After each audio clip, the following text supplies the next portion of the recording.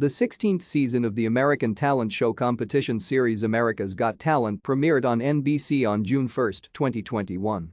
Due to the network's live coverage of the 2020 Summer Olympics, which had been postponed for a year, the program was forced to take a 2-week hiatus to avoid clashing with this. This season sees the return of Simon Cowell as a judge after recovering from an accident the previous year that made him unable to attend the live rounds in the previous season, and the replacement of the judges' cuts round with a format arrangement used in Britain's Got Talent. In addition, it also features the first group Golden Buzzer to be conducted in the program's history, allowing for a 6th automatic place to the live rounds to be granted.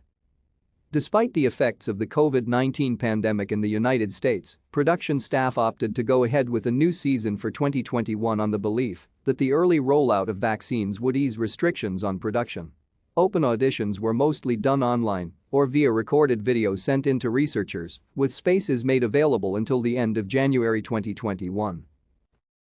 Thank you for watching. Like and subscribe if you would like to view more of our videos. Have a nice day.